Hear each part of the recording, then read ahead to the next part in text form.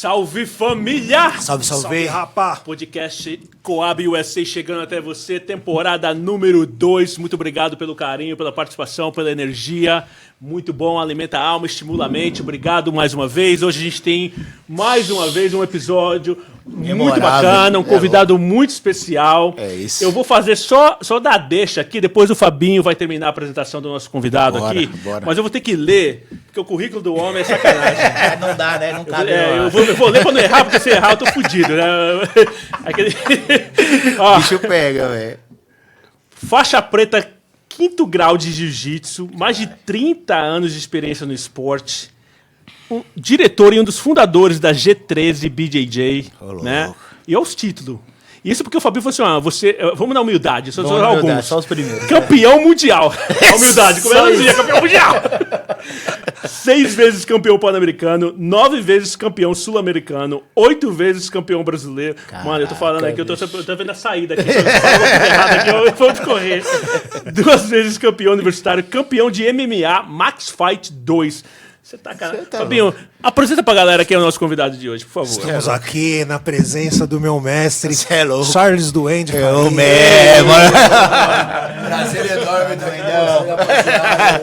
Grande doente. Meu irmão, meu parceirão, porra, prazerzão. Obrigado por Eu que agradeço. aceitar nosso convite, viu, irmão? Tamo junto aí.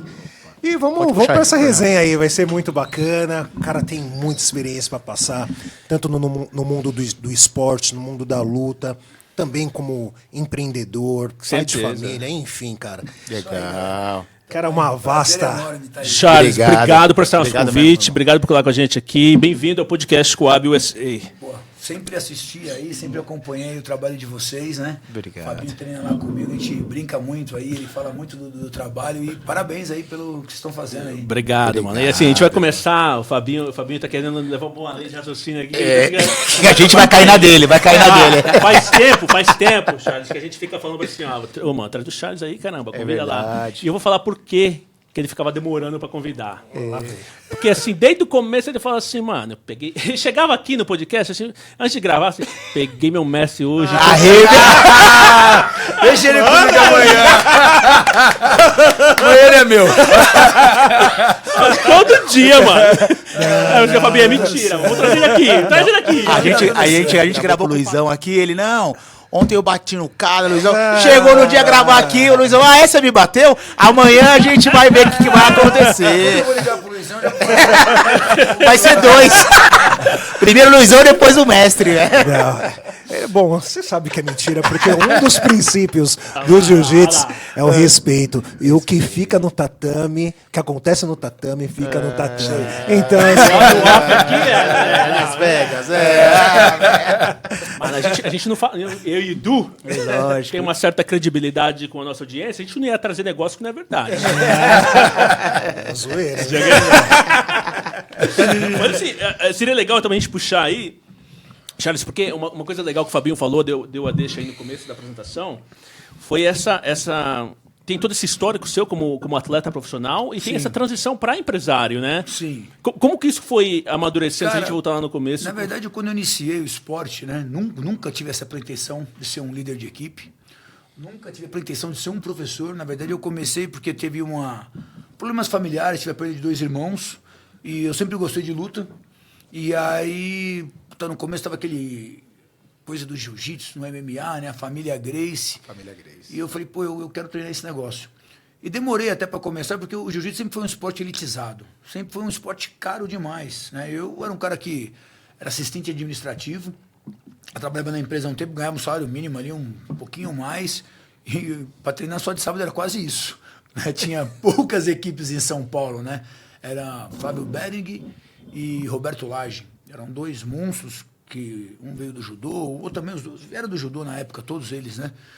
E eu não tinha essas condições. E aí até encontrei uma academia, por sorte, em Osasco. Meu professor era faixa azul. Então eu comecei, para você ver, faixa azul é a segunda faixa do jiu-jitsu, né? Foi até engraçado que o dia que eu entrei lá, eles foram me apresentar, faixa é branca, azul. Eu falei, pô, o professor é azul. A segunda? Não, mas demora. Você viu um preto era quase um deus. Não sei se já pode chamar em São Paulo, né? Falei, tá bom, eu gosto, é o que eu posso pagar, vai, né, meu? É o que cabe no meu orçamento. Na verdade, foi um ótimo professor, né? Então, todo mundo que acho que hoje treinam comigo até hoje, essa galera veio lá de trás. Então, na verdade, eu me encontrei nesse esporte. Eu sempre fiz, andei de skate, né, competi no skate amador, mas competi. Joguei basquete, não tenho tamanho, mas joguei basquete, tentei pelo menos. Pratiquei boxe. E o jiu-jitsu foi alguma coisa que eu me apaixonei. Eu não sei se foi no momento fragilizado que eu estava ali, com o lance da família, a perda dos irmãos, tudo, mas eu caí de cara no esporte. Eu não tinha entrado para faculdade. Então, na verdade, eu entrei para ser um aluno, para ser uma válvula de escape. Nunca teve uma outra pretensão. Eu ia ser economista, eu trabalhava numa empresa de economia. Bom, passou dos anos, comecei a gostar do negócio, comecei a ajudar o meu professor. A empresa eu estava meio saturado, que mudou o chefe lá e, cara, eu sou uma pessoa, não sei se isso é bom ou ruim, mas eu sou bem transparente. Então, quando eu gosto, veio quando eu não gosto, tá na minha cara. E não estava me dando bem com o chefe. Entre o chefe e eu, quem rodou? Fui eu, né? Natural, né? E aí apareceu uma oportunidade para me dar aula de jiu-jitsu. E nesse caminho eu falei, pô, me encontrei. Né? E eu fui começar no Alphaville Tênis Clube, ainda era um clube que realmente pagava bem. E eu comecei a ganhar mais do que no escritório, trabalhando bem menos. Que legal. Eu falei, encontrei o que eu queria. E aí foi, né? Então, eu era um aluno, dava uma aula ali para poder pagar minhas contas, consegui fazer minha faculdade. Não terminei a faculdade, mas comecei a pagar minha faculdade ali. E aí, falou que são as pedras no caminho, né? Nesse 3 anos de jiu-jitsu ali, começou a estourar e meu professor... Tava no nome dele, né? E ele quis me tomar esse trabalho.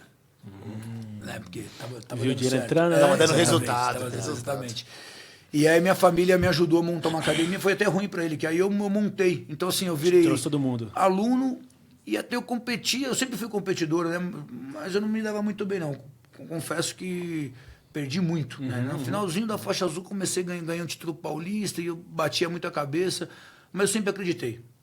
Então, assim, eu falei, cara, esse é meu caminho e é para isso que eu vou fazer, né? E aí, meu cunhado, meu irmão me ajudaram a montar minha academiazinha. E aí, a academia desse cara, que eu conhecia todo mundo, saiu todo mundo e veio treinar comigo. Que da hora. Olha, que legal. E aí, todo mundo abraçou a causa. Aí, no clube, que ele conseguiu me tirar, fizeram abaixo-assinado, tiraram ele e colocaram eu de novo. Então, explodiu. Olha só.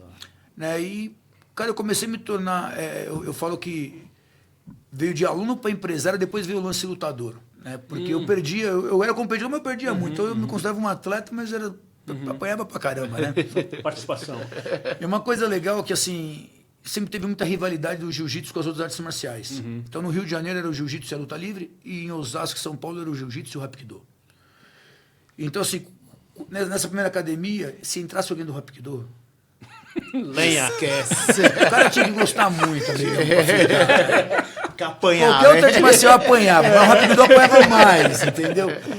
E o professor era meio malucão, né? Ele fez de nós bons lutadores. O Jorge, ele conseguiu fazer, né? Toda uma galera que treina com a gente até hoje, o Luizão.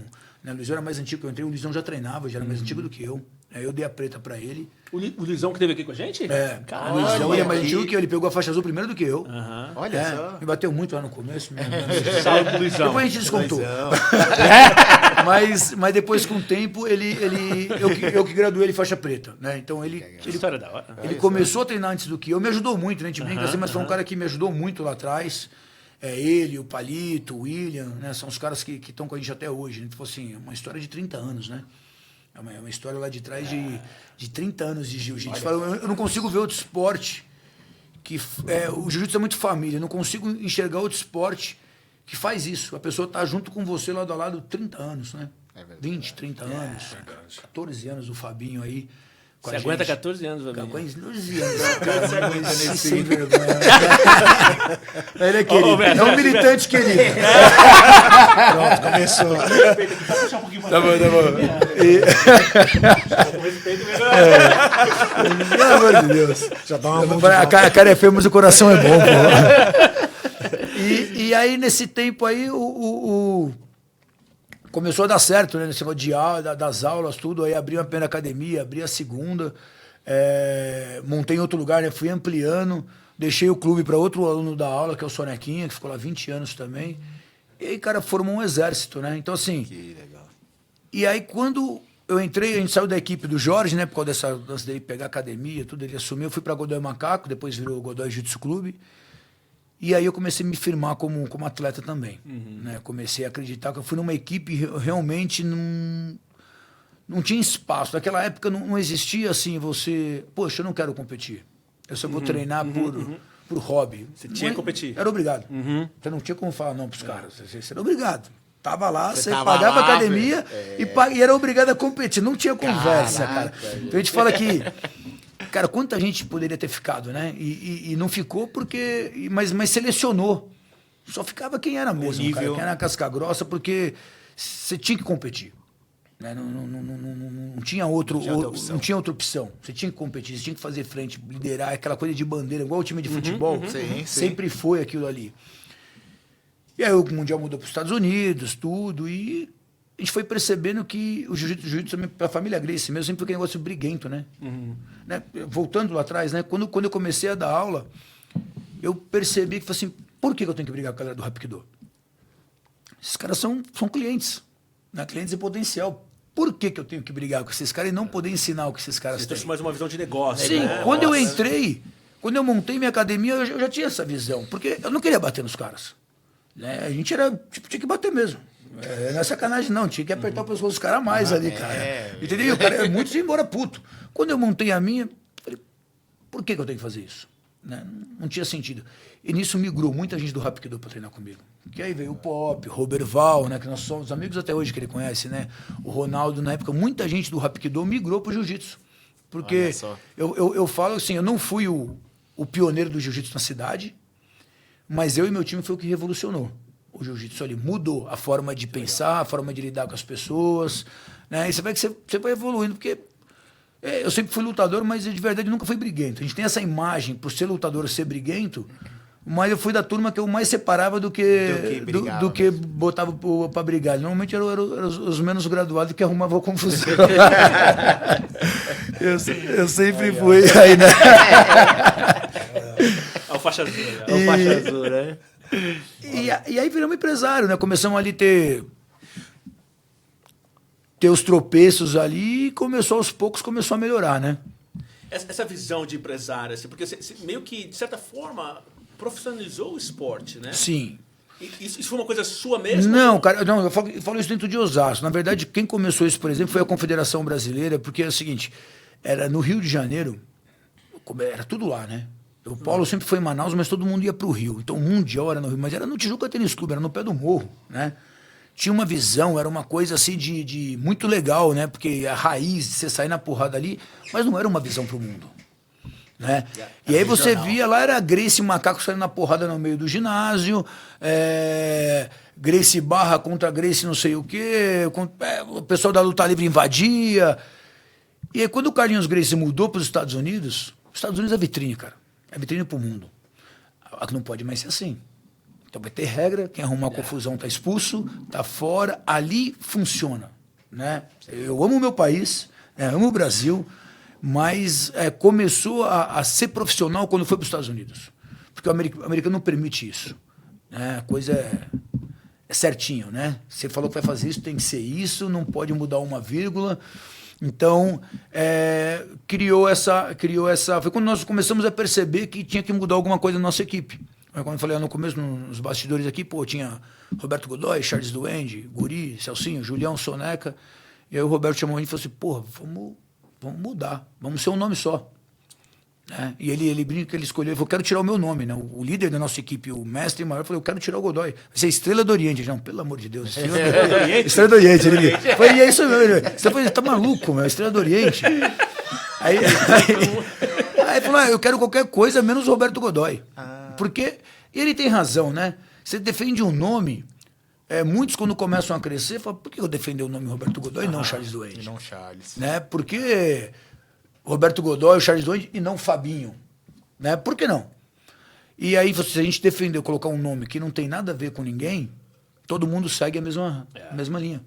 E aí nós optamos pelo G13, bem forçado, porque ele não queria nada envolver o nome dele, a gente achou necessário, e virou G13. Aí virou G13 BJJ Osasco, G13 BJJ Carapicuíba, G13 BJJ Barueri, G13 BJJ Salvador, G3 Biriri e Ilhéus. E hoje Quantas academias? Hoje tem no Brasil 39 ou 40, se eu não me engano, 12 nos Estados Unidos, 2 na Austrália e 1 na Tasmânia. E temos diversos professores em Abu Dhabi dando aula. Que legal, hein? Que história, Né? né? Abriu pro mundo, né? Pô, sabe o que é forte a história? Assim, que você começou falando assistente administrativo. Assistente administrativo. Office boy, né? Trabalhei 10 anos. Office boy nessa empresa. Era com. Eu brinco que é tudo que eu já trabalhava com política lá atrás, né? Que meu chefe era o Mailson da Nóbrega e o Cláudio Adilson, que era o ministro da Economia. Era o ministro da Economia, um secretário de São Paulo, que era o Luiz Roberto, era um secretário de Educação e um assessor deles. Eles montaram uma empresa de economia e eu era office boy. Fui o primeiro funcionário desses caras. A mulher desses caras era secretária. Aí eu virei auxiliar administrativo, assistente contábil. Aí mudou o chefe e azedou tudo. Aí já foi. Mas, pô, que mudança, né? Mas é interessante isso, porque muitas vezes a gente, principalmente quem vem de uma situação econômica não tão favorável, assim, essas mudanças marcam muito. Sim. E acabam gerando um desespero até, né? Porque você tem aquela preocupação com a família. Cara, que a gente vê, o esporte era um esporte elitizado, né? Só quem tinha dinheiro. Não tinha conversa, isso aí em tudo quanto é lugar. E mudou muito, né? É legal ver o que se transformou. Exatamente. E eu em nenhum momento pensei em ser líder de um treino, nem pra, sei lá, pra uma terapia, né? E hoje e nem era tanto terapia assim, porque era uma terapia meio esquisita, que era na base da porrada antes. Hoje é uma terapia. Hoje eu vendo o jiu-jitsu mais como qualidade de vida do que com luta. Pô, é uma luta? Mas a luta é em último. É uma qualidade de vida que você tem que é bem melhor do que a luta. E eu acho legal porque, assim, eu uso isso como exemplo, assim, em negócios, assim, para você, princípios básicos de desenvolver uma estratégia é pessoas, processo e tecnologia. As artes marciais trazem uma coisa que eu acho muito interessante. Até eu uso o exemplo do Fabinho, já mencionei isso em um outro episódio, que assim, o Fabinho começou meio tarde, né? Assim, no jiu-jitsu, né? Assim, e começou a competir depois e teve várias assim, histórias de sucesso aí no mundo do esporte, mas assim, a disciplina também. A gente fala de processo, mas tem a disciplina. Né, de poder fazer isso. Então, assim, tudo que eu posso te dar tecnologia, processo e as pessoas, mas se você não tiver disciplina para executar, a disciplina quebra.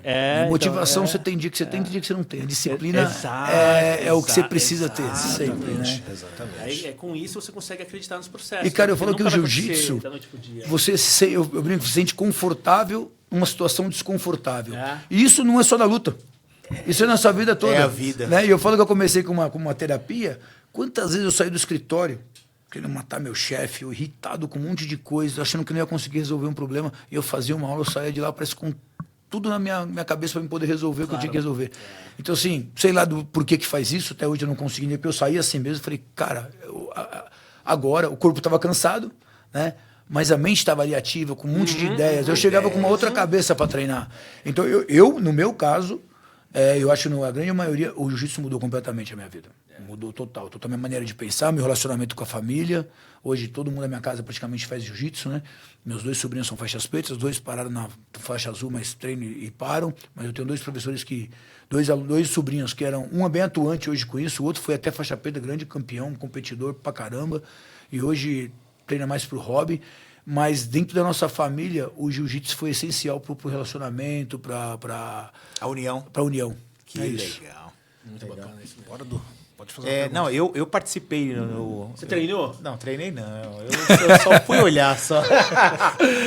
E é legal, assim, a união entre vocês, né? Sim. Eles participaram de um campeonato em Orlando, né? Que foi o Pan-Americano. Cara, e a união, e é um ajudando o outro, Sim. né? Isso é transformador, assim, né? Sim. Então, acho que o ingresso nessa atividade, você consegue passar esse conceito família, que às vezes, na verdade, algumas pessoas não têm dentro da própria família, né? Não tem, é verdade. O jiu-jitsu, tanto que a gente acha que isso é importante para a criança, né? Quando ela entra, né?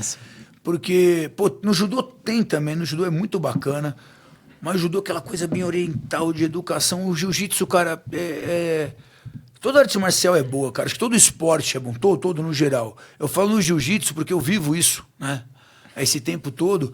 E assim, você vê as pessoas estão juntas há 30 anos. Elas não mudam, né? Elas não, é difícil sair para um outro lugar, né? Se saia por algum motivo, né? Que não teve o que fazer, tudo, mas tá ali. E é mais bacana ainda quando essa pessoa treina com você há muito tempo e depois confia os filhos com você. Isso né? é legal. Mas deve ser gratificante, por exemplo, porque assim, a gente falou num outro episódio também sobre autoestima, né? Assim, tem esse negócio de hoje em dia a gente vive numa sociedade que tem muito mídias sociais, bullying, um monte de coisa assim nesse sentido. E aí quando você pega uma criança assim que está numa situação talvez que precisa de mais autoestima e você traz essa confiança através do jiu-jitsu, deve ser muito gratificante ver a evolução dessa própria pessoa, né, no caso. Cara, sabe o que é mais legal, cara? Assim, tem criança que a gente chama de fio desencapado, né? Aquela criança que ela já sai dali sinistra, ela chega ali, ela já faz tudo que você fala, é competidora. Essa criança vai ser boa em tudo que ela fizer. É verdade. É dela isso. Eu acho que o mais legal do esporte é você pegar aquela criança que anda de cabisbaixo, que anda de cabeça baixa na escola, que não tem segurança, que não tem autoestima nenhuma, e de repente você vê essa criança tá de cabeça erguida, está andando de peito aberto, fala, eu posso, eu consigo. Quando você vê, você fala, pronto, tá ali, conseguimos. Conseguimos. Então eu acho que o grande lance do jiu-jitsu, e acontece muito isso, né? O Fabinho acompanha ali muito tempo.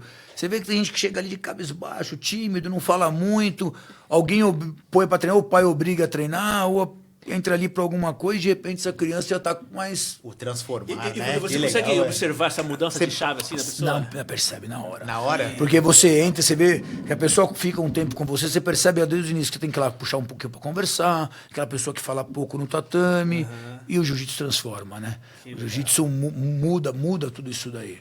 Eu falo, o Luizão, cara, eu conheço o Luizão há 30 anos, né? O Luizão, ele já era quando eu entrei, era um faixa branca duríssimo, já era o linha de frente da academia, mas era um cara quieto. O Luizão mal falava. E todo mundo ali do time, a gente saía muito pra balada.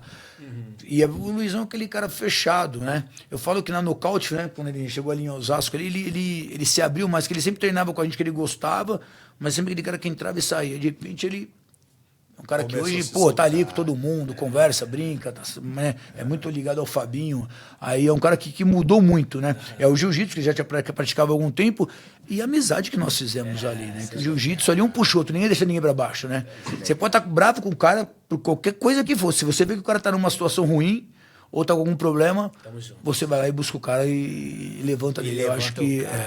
Cara, eu sou meio suspeito porque eu vejo o jiu-jitsu, né, na equipe que eu treino, na G13, como de fato uma família.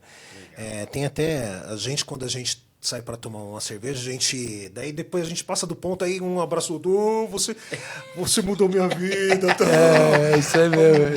Mas na minha situação, de fato aconteceu isso daí.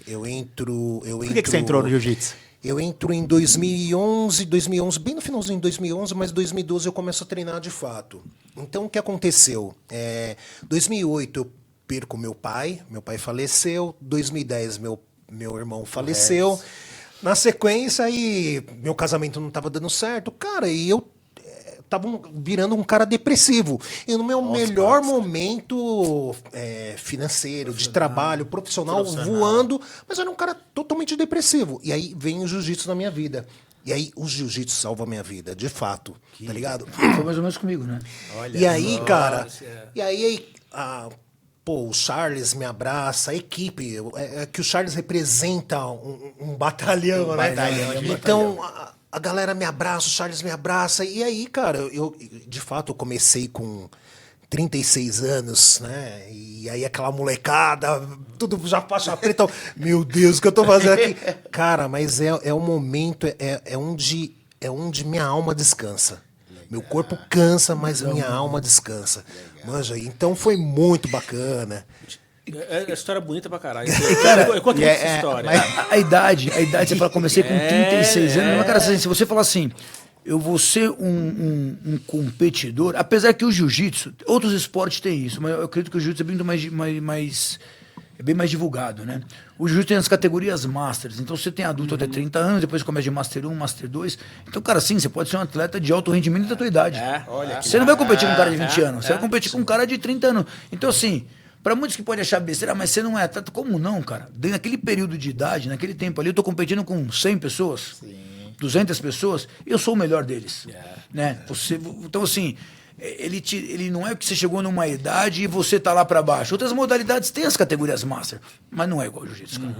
Então você tá ali que desde na sua categoria de idade e de peso, sim, você pode ser o melhor do mundo. Você pode ser melhor. E é engraçado porque eu saio, enfim, começo a praticar o jiu-jitsu, e adoro, começo de manhã, aí o pessoal do período da manhã fala, tem um pessoal das 5, mano, é porrada pra caramba. Eu falo, mano, eu vou pra lá, vamos mudar de horário. Aí muda de horário, você vai pros desafios. E aí eu vou pra faixa roxa. Aí eu falei, cara, eu vou me testar. Aí a gente tá voltando, nós estamos voltando de uma viagem que eu fiz pra Los Angeles.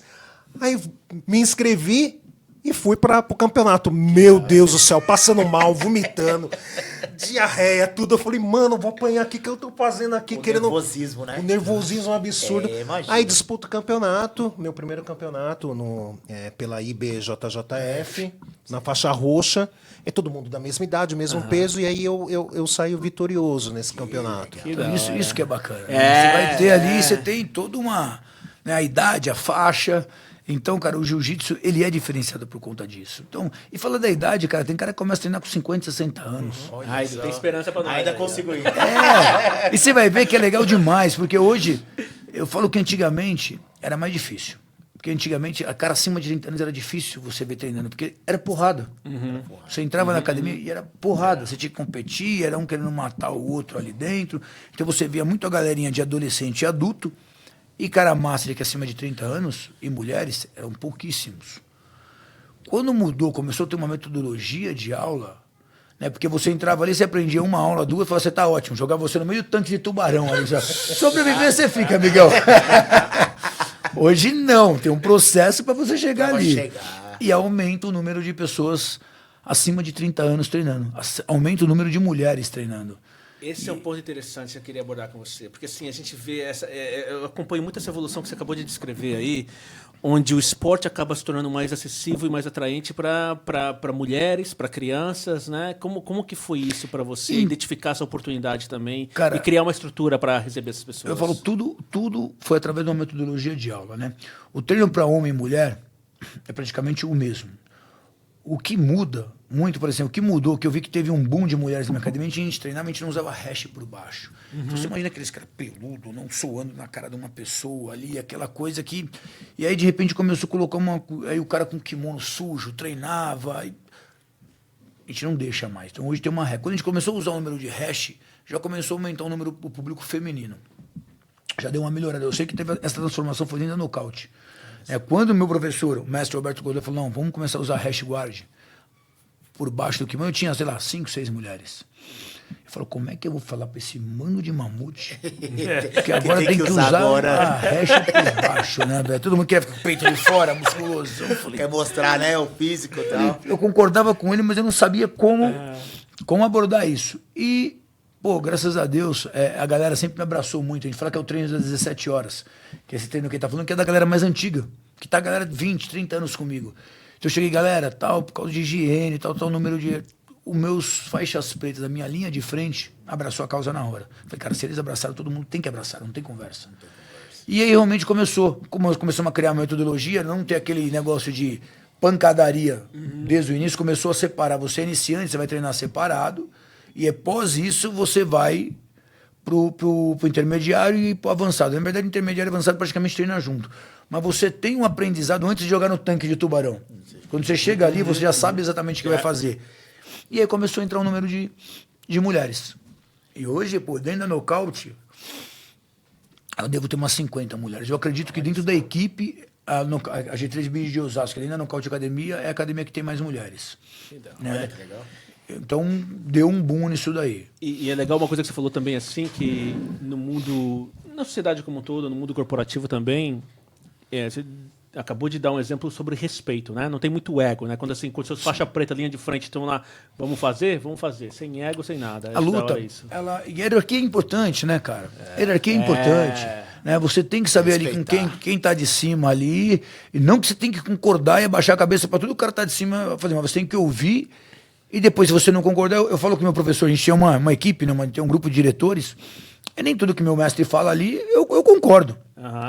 Mas eu também não desabono ele, nem falo ali. Se eu não concordo com alguma coisa, a gente tá num debate, eu falo, ele retruca, ele fala que não, beleza. Eu tento acalmar, aí eu ligo para ele, eu tento explicar um outro ponto de vista. Muitas vezes ele prova que eu tô errado. Verdade. Ele fala, olha, você tá errado, por isso. Eu falo, beleza, agora eu entendi. Ou ele fala, pô, você tem razão, vamos fazer isso. Então, a hierarquia, o respeito à pessoa mais velha é importante, né? Mas sabe o que é louco isso? Porque assim, voltando, porque o que você está falando assim, faz todo sentido. É o que você falou no começo também. Isso é muito maior que o esporte, né? Gestão de mudanças, né? Por exemplo, eu falo muito isso com a minha equipe. A gente pode discordar, a gente tem a plataforma para poder discordar um do outro, mas uma vez que a gente toma uma decisão, a gente assume aquela decisão é aquilo. É aquilo, sim, né? concordo. Senão, assim, um começa um falar disso aqui, outro começa Eu a tenho falar minha opinião, o outro tem uma opinião X. Mas agora eu vou abrir um parênteses aqui, mestre. Pega uma mulher faixa branca na sua equipe.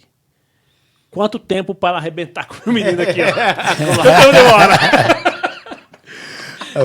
A mulher para começar. Tempo ele dura? Ixi.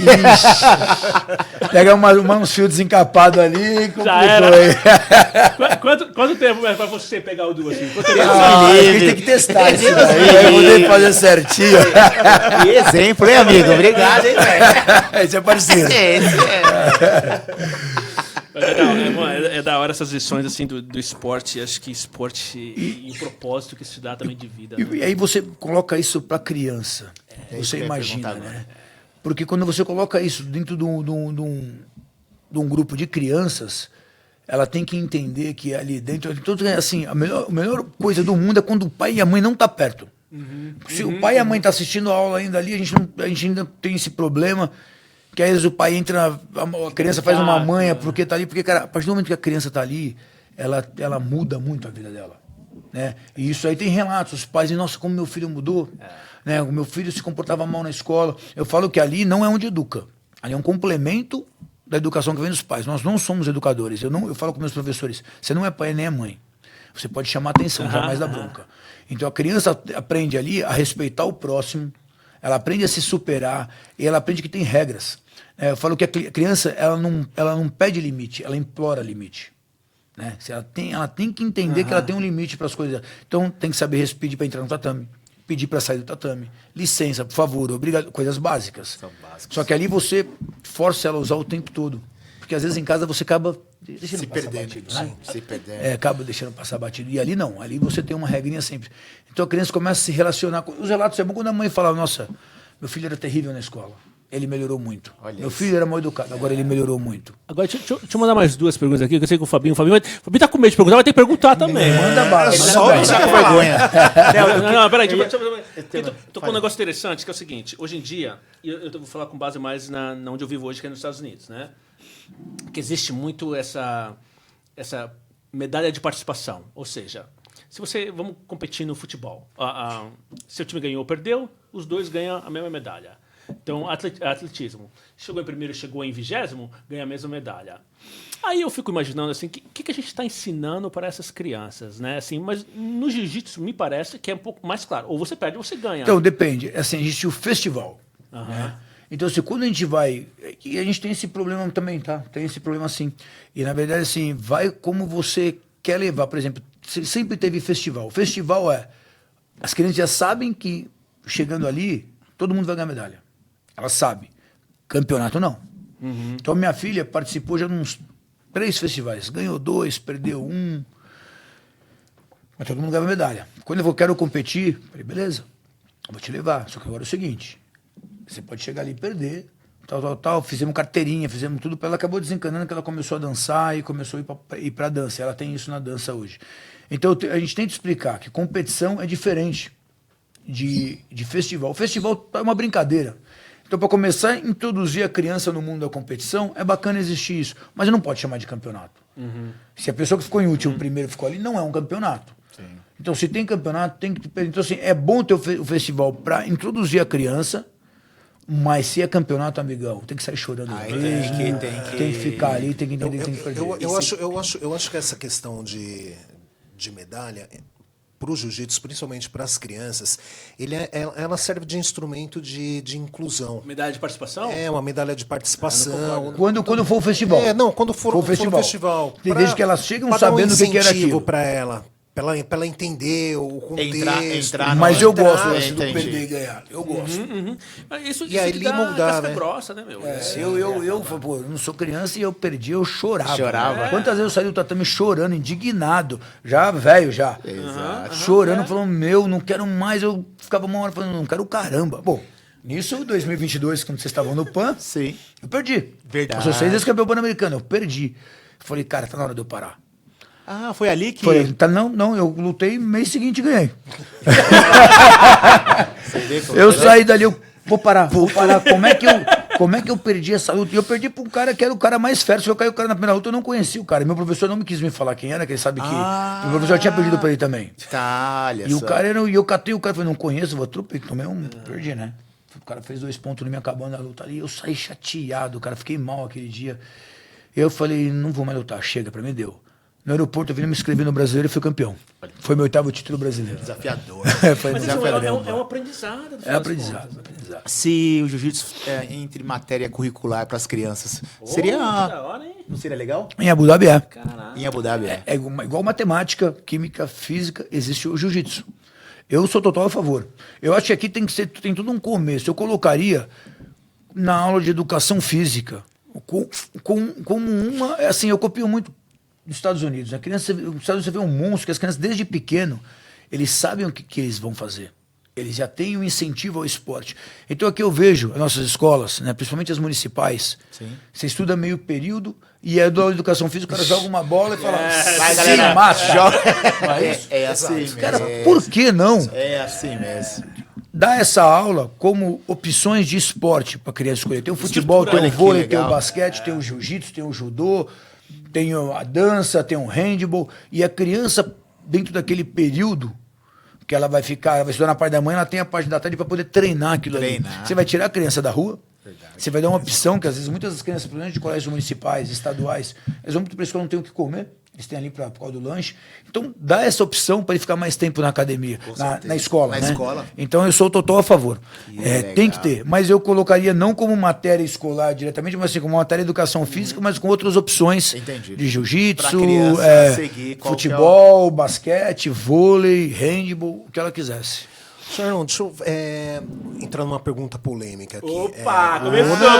Ele tava Não, muito é quietinho, né? sobre o esporte em si. O que acontece? O jiu-jitsu hoje está muito profissionalizado. Sim. É absurdo, assim, o número de extremes que tem, enfim, evoluiu demais. Muito se fala do jiu-jitsu nas Olimpíadas. O que você me diz a respeito? Eu já vi grandes atletas falando que sim, que pode ser, e outros Falando que não. de nome também falando que não. Fabinho, assim, tem o ônus e o bônus de tudo, né? Eu vou te falar o bônus.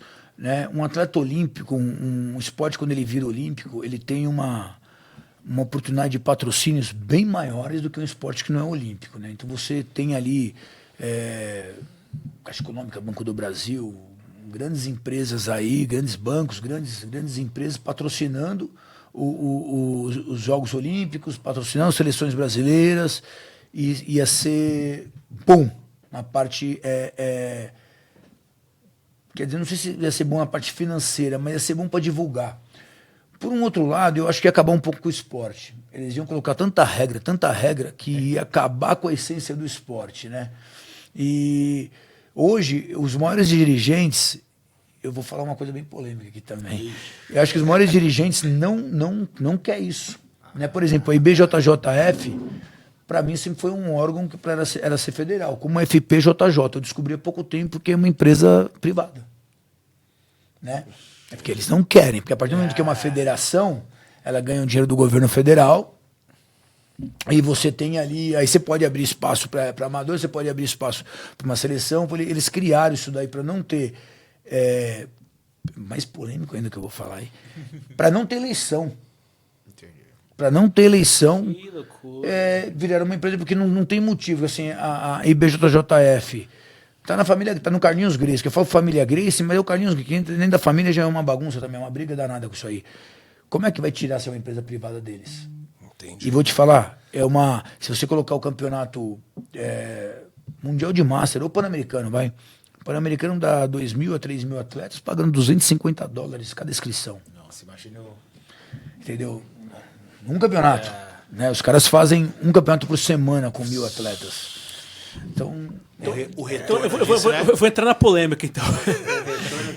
Eu acho que o fato de ser uma empresa privada, por exemplo, eu acho de uma visão tão pequena como empresário, de não querer expandir ou não ter a capacidade de expandir a marca e fazer daquilo um produto assim. cara, a BJJ expandiu de uma maneira.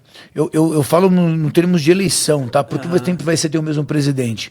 Mas para você ter uma ideia, o jiu-jitsu hoje já poderia ser olímpico, porque ele teria que ser praticado em determinados países. Ele é praticado no mundo inteiro. E no mundo inteiro. E existe, por exemplo, você vai encontrar campeonato na Austrália, campeonato na Tasmânia. Então tem o Open Austrália, Open Tasmânia, o Open... Marcado daqui a pouco tem um Open Antártica, tá? Então tem toda semana, cara, toda semana você tem na China. Né? O único lugar que eu nunca vi mesmo foi na Coreia do Norte, tá? Na Coreia do Norte eu realmente não vi, mas em todos os outros lugares tem federações, confederações, e é tudo ligado a IBJJF. Eu não sei como é que eles fazem isso, tá? Mas é um negócio... a CBJJ não, a CBJJ ainda é uma confederação brasileira. A gente descobriu isso. A FPJJ é uma empresa privada, eu descobri esses dias, e a IBJJF é empresa privada. Você não, quando eu falo que é ruim, isso que você nunca vai trocar presidência, né? São eles os donos. Sim. Mas o lance de divulgação... Cara, eu sou fã da Federação Paulista, que eu acho que melhorou muito. Tem um trabalho bem bacana ali dentro. Eu sou 30 anos que eu pratico, eu luto com o Campeonato Paulista, todos os eventos que eles fazem, é muito organizado, é bem bacana, melhorou muito nos anos. A IBJJF faz um negócio incrível, né? A gente não recebe. Aí o pessoal fala, pô, mas você não recebe um dinheiro, você é campeão mundial, recebe uma medalha e um tapinha nas costas. É verdade. Pelo que você paga, é verdade. Mas, cara, são 3.000 atletas. Como é que eles vão pagar grana para tudo isso daí? Mas deixa eu pegar um gancho nisso então e fazer a pergunta assim, na mesma linha de raciocínio do Fabinho, só que mais à frente em termos de perspectiva. Eu vou dar um exemplo aqui. Eu lembro de um atleta olímpico do Brasil de atletismo que tinha acabado de ganhar uma medalha. Na Olimpíada seguinte, ele teve que ir para... Na época eu morava na Califórnia, acho que ele morava na Califórnia ainda, mas ele foi para Califórnia para entregar a pizza para conseguir dinheiro para ir para outra Olimpíada. Então a pergunta, o que é assim, a falta de apoio, né, ao esporte. Total. Hoje um atleta de jiu-jitsu top, ele consegue se manter só do esporte? Não acredito. Que loucura. Nossa. Não, assim, eu consigo, mas assim, por exemplo, sei lá, hoje ainda está melhor, cara, mas premiação é que a gente compara muito, quando a gente fala de esporte, a gente compara muito com o futebol, que é valores astronômicos, né? Sei lá, um top hoje de jiu-jitsu trabalhando dentro de um seminário com um patrocinador ganha quanto? 50 mil, 70 mil por mês? É um bom dinheiro para a grande maioria? Mas não é nada astronômico. A relevância do que ele faz. Esse cara vai conseguir se aposentar com tranquilidade, né? Lógico, para a grande maioria da população, pelo amor de Deus, é todo um dinheiro. Sim, mas assim, como um atleta de alto rendimento que vive tudo isso, claro que não. E assim, eu fui campeão mundial em 2015. Eu não ganhei nenhum real com isso, lutando. Mas meu nome cresceu, apareceu em visibilidade, apareceu mais alunos, minha aula particular aumentou, mais pessoas me procuraram, eu tive mais relevância. Então assim, hoje eu ganho dinheiro com jiu-jitsu, trabalhando diretamente com jiu-jitsu com academias, não como atleta. Se eu depender de patrocínio, eu tô ferrado. Mal e mal eu consigo um patrocínio para poder viajar para os Estados Unidos. Né? Eu tiro do meu bolso, ou alguma empresa, alguém ali da cidade de Osasco, que algum político conhece algum empresário, que esse empresário fala, não, eu vou pagar a tua inscrição. Só que é tão ruim isso que a gente fala, pô, parece que você tá até mendigando. Então, por isso... Que saco isso. Você com essa ideia de ter que ir lá chegar, cara, eu vou lutar o Mundial. E eu tenho uma coisa que eu sou contra, tá? Eu falo isso muito com meus atletas que vão disputar. Pô, vou ver se eu arrumo uma ajuda. Eu falo, ajuda não, cara. Ajuda não. Não é ajuda, é apoio. Você pega essa marca, você ajuda a divulgar, mas pelo amor de Deus, não fala que ajuda porque você se menospreza e você não precisa disso.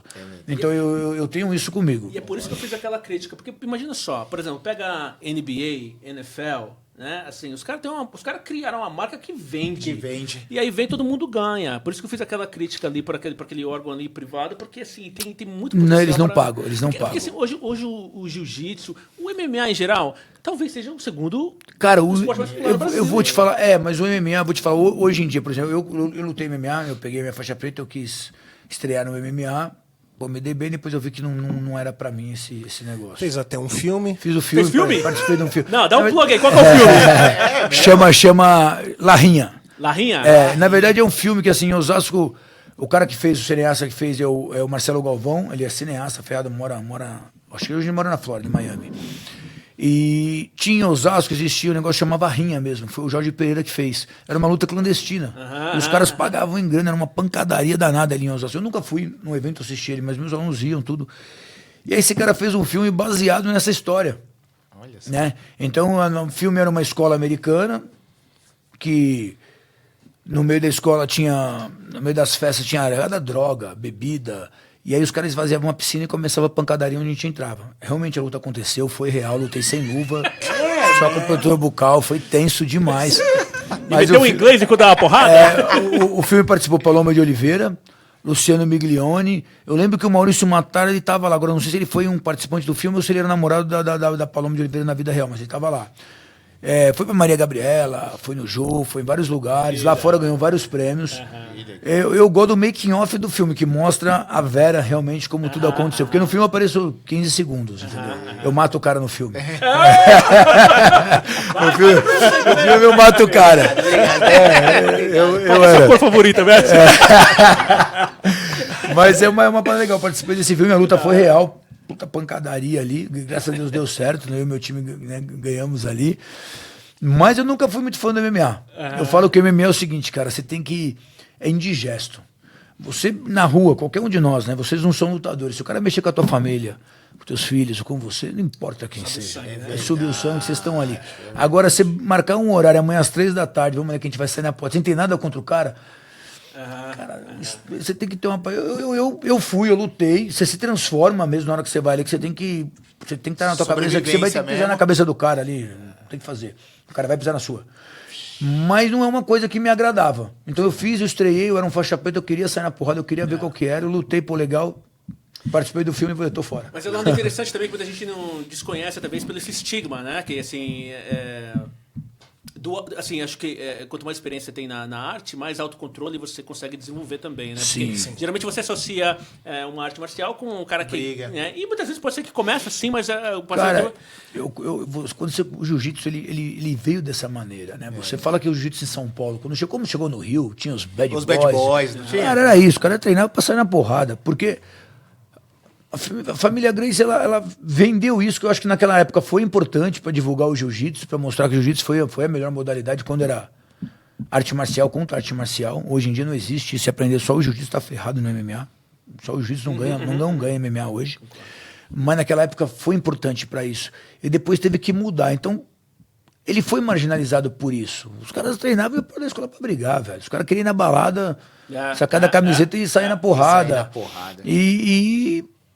Pô, eu confesso que eu já fiz essas besteiras, né? Já fui lá atrás. Só que quando você vira professor, você tá ensinando isso, cara, a sua cabeça tem que mudar. Né? E quando mudou no geral. Você tem que mudar, que você tá cuidando do filho de alguém, da filha de alguém. Então, eu acho que... E é importante até pros business, né? É claro. E o Edu tava falando sobre isso outro dia, né? Que a gente, assim, Fabinho, mano... Qual que é seu grau aí, faixa preta? Tenho um grau. Um grau. Faixa Mas, enfim, preta. o cara é Segundo agora, não pega? Pego ano que vem, pego o segundo grau. E aí, assim, às vezes tá eu, o Edu, o Fabinho, aí o cara meio que leva a mão com o Fabinho, aí eu olho pra cara do Edu e só esperando. Vai, Fabinho, arrebenta esse cara. mano. Nada, vai tranquilo, né? Tranquilo. Nossa senhora, velho. A gente é mais bravo que ele. Mas, Aí vai, Edu, pega você dessa vez. cara, sabe o que é engraçado? Você quando começa a lutar, lógico, tem uns momentos que você acaba explodindo. Mas, por exemplo, eu que sou professor, tá? O Fabinho, ele treina ali, ele, né, tem o horário dele de treinar. Eu faço isso aí 12 horas por dia, 14 horas por dia. Só vida, na verdade. Eu luto o dia inteiro. Cara, o cara querer brigar, eu faço isso o dia inteiro. Pra mim não é nenhuma novidade. Entendeu? Ele vai ter que fazer, ele vai ter que estar na disposição mesmo, porque a gente sabe fazer. Vai, lógico, pode ser que encontre alguém que saiba também, que tenha a mesma disposição, mas você vai olhar pro cara, se o cara te mexer com qualquer coisa, cara, vai ser difícil você estourar. A não ser que o cara realmente venha pra cima de você, ou te ofenda no máximo, que uma hora aí não tem o que fazer. Mas você faz isso o dia inteiro. Cara, derrubar, controlar, dominar a pessoa, isso 14 horas por dia eu faço isso. Tem uma história muito da hora nos Estados Unidos.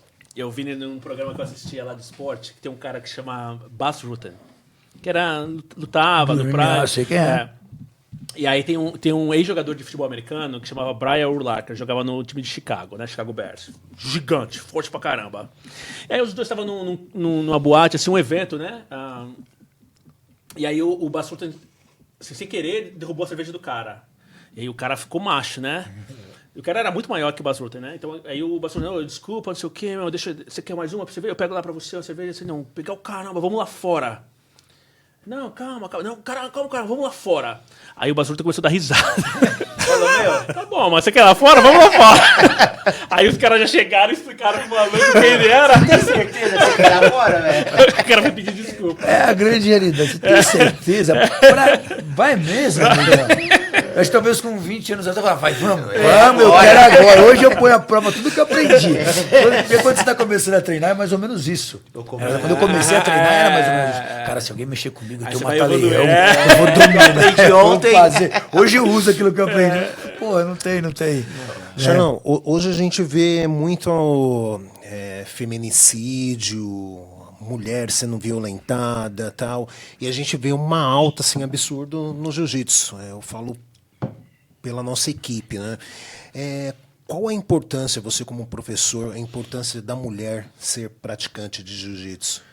Pô, Fabinho, é bacana essa pergunta, né? Eu acho que o jiu-jitsu, como qualquer outra arte marcial, ela te dá uma confiança. O jiu-jitsu muito mais, cara. Eu vou sempre puxar pro lado do jiu-jitsu, que é o que eu pratico. Ela te dá uma confiança absurda. Eu falo aquela brincadeira, você ficar confortável numa situação desconfortável. Então, quando você tem uma segurança, primeira coisa, quando você é praticante de jiu-jitsu, você tem uma segurança, você não vai permitir certas coisas, né? Eu falo que, assim, a mulher hoje, ela que chega a acontecer isso, é difícil você ver um agressor, né, um covarde, chegar e já enfiando a mão na cara de uma mulher da noite pro dia. Isso aí são hábitos do dia a dia até ele chegar a isso daí. E a mulher, com medo, ela não se defende. Quando você começa a praticar, você já começa a perder esse medo. Então, o cara primeiro vai começar xingando, apontando o dedo na cara, empurrando, dando um tapa, até a agressão ficar maior, né?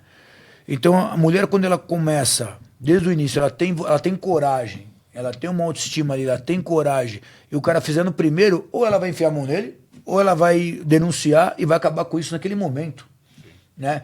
Então, o importante da arte marcial e vou associar isso até ao Kids, tá? Nos dias de hoje. Não é você agredir, é você cortar... Aê, Edu, mano. Imagina, é você cortar no momento certo, isso daí. Então é importante sim a mulher praticar o jiu-jitsu, a criança praticar o jiu-jitsu, para ter o autocontrole e ter a confiança de se sair de situações de agressão, de situação desconfortável. E eu brinco, né, porque eu estou envolvendo o Kids, né, isso daí, a criança. Na nossa época não tinha bullying, né, cara? Não existia essa palavra, o bullying. Você se virava. Em casa era assim, se apanhar de alguém do seu tamanho, chegar aqui em casa chorando, vai apanhar de novo. Então ou se vira na rua, ou enxuga as lágrimas, amigão, pra chegar em casa. Você vai apanhar em casa também. E né? hoje em dia tem o bullying. E você vê que isso, talvez seja essa geração, né? Eu acho que é uma geração mais fraca. Não sei se é ruim eu falar isso, mas é uma geração que afeta, tem mais frágil. É mais frágil, isso. E aí nós temos o programa, como a maioria das equipes de jiu-jitsu, o programa anti-bullying. Então você fala para a criança, você ensina a criança a bater? Não, a gente ensina a criança a se posicionar. Então a gente tem uma brincadeira dessa, desde os crianças com 4, 5 anos, e vai além disso, né? O amiguinho colocou um apelido que você não gostou, o amiguinho te empurrou, você vai bater nele? Não, você vai segurar no braço firme, apontar o dedo na cara dele e vai falar, olha, não gosto dessa brincadeira, não brinca mais assim comigo. Você está ensinando a criança a se posicionar de uma coisa que ela não gosta. Isso muda. Então ela vai aprender a se defender, só se a pessoa continuar. com aquilo ali. Se a pessoa vir realmente bater, então ela vai saber se defender. Mas se ela consegue cortar isso no início, deixar progredir, não vai né? ter o bullying. Exato. Se a mulher consegue cortar isso no início, não vai ter o femicídio, não vai ter uma agressão à mulher. Então, desde do primeiro momento, ela já aprende a lidar com essa situação. Por isso que eu acho importante do jiu-jitsu na vida, tanto da mulher quanto da criança. Nos bastidores, você estava comentando de crianças com síndrome de Down. É um projeto? Assim, na verdade, hoje tem, né, cara? Confesso que na nossa academia não somos especialistas nisso. Eu tenho duas professores sensacionais, que é a Tati Peixe e a Carol, que elas têm uma atenção para crianças com autismo, né? Com autismo ali, eu sei que assim, coisas que a gente... criança com TDAH ou autismo, às vezes a gente nem percebe. E a criança tem aquele probleminha, que são problemas novos, né? Porque na nossa época talvez a gente já existia isso, a gente não percebia, não né? percebia. Era Passava... grosso modo ali que se resolvia. E hoje tem essas crianças, e a Tati e a Carol. Tati é minha primeira faixa preta, né? A Tati, a Carol, a Luísa trabalhou isso com um certo tempo com criança também. São professoras que conseguem lidar com esse tipo de crianças e faz uma diferença absurda. Que bacana. Eu fiz uma entrevista umas semanas atrás com a Bia Lage, é uma professora que está trabalhando focada nisso. Tanto com crianças com Down e crianças com autismo de vários níveis. Mas ela é especialista nisso. Então eu acho muito importante o profissional de luta que trabalha com kids se especializar nessa área. Né? Eu tenho um programa kids, não é minha especialização, minha especialização é trabalho. Eu comecei com a aula kids, mas depois eu larguei, deixei na mão de quem entende. Eu amo criança, mas eu prefiro trabalhar com adulto.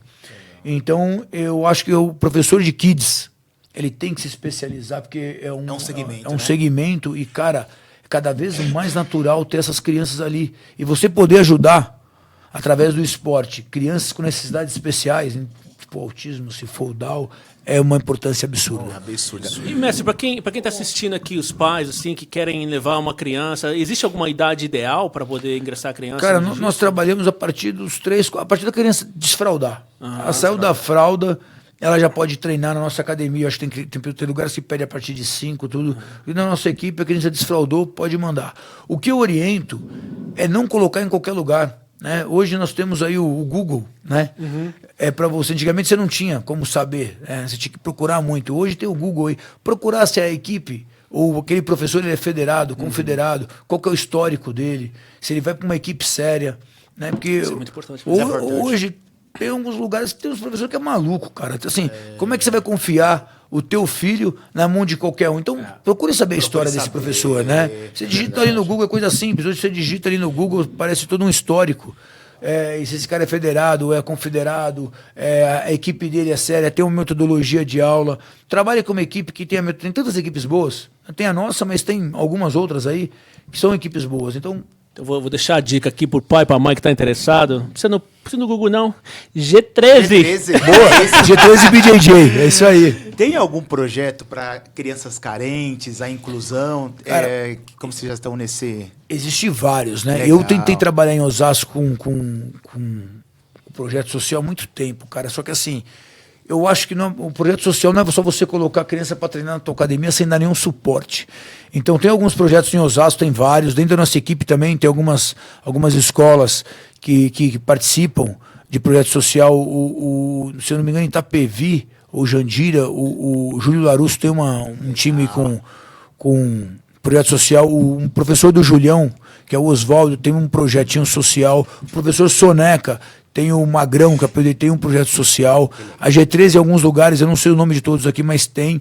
O que eu acho importante do projeto social não é simplesmente ensinar o jiu-jitsu, cara. Sim. Eu vejo o projeto social com algo muito maior, por isso que precisa da ajuda do município ou do estado envolvendo disso. Que não é você chegar a ensinar uma modalidade de luta para criança. Sim, dá um suporte psicológico, dá um suporte de fisioterapia, dá um suporte médico, dá um suporte de alimentação. Aí sim é um projeto social. Sim.